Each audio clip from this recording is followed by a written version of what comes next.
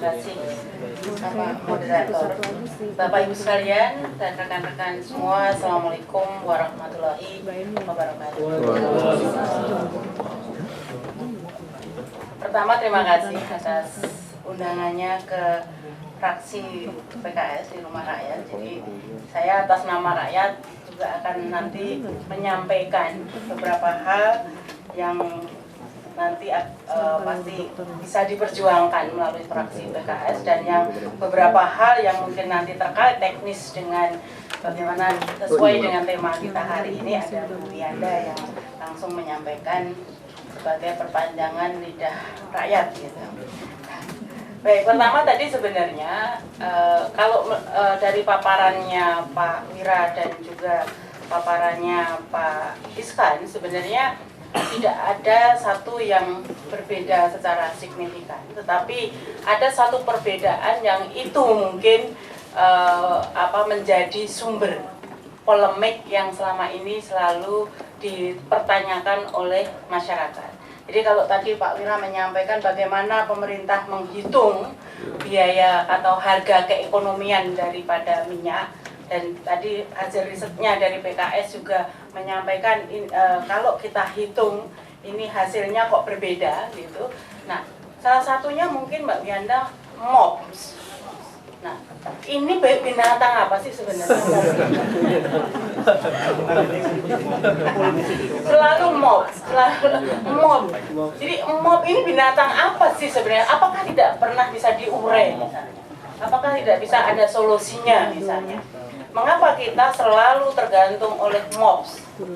Gitu kan? Ini kan menjadi pertanyaan karena begini, apapun yang kita sampaikan, mau pemerintah bikin perhitungan yang transparan sekalipun, ada satu pertanyaan yang saya yakin siapapun tidak akan bisa secara clear menjawab adalah, kita negara importir, net importir. Mestinya kalau harga minyak itu turun, berkah dong. Tapi kenapa tidak, gitu kan? Nah, dan begitu harga minyak naik, kita pasti langsung menjadi itu wajar, gitu kan? Tetapi begitu harga minyak turun, mengapa kita juga tidak bisa menikmati berkah itu? Nah, ini tentu ini suatu pertanyaan yang tidak bisa kita anggap sepele, karena ini perkaitannya kan tidak hanya kita bisa menenangkan masyarakat atau tidak, ataukah kita bisa membuat masyarakat paham atau tidak, tetapi sekarang kaitannya adalah ketika kita ini dalam satu perekonomian yang sudah betul-betul menghadapi persaingan yang begitu kompetitif dengan adanya masyarakat ekonomi ASEAN ini.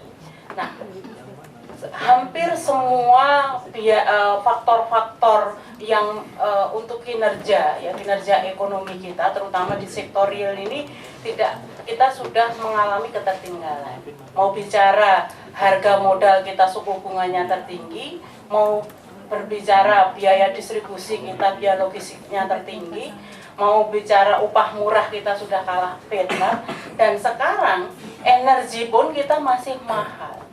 Nah, ini yang sebenarnya titik krusialnya menurut saya.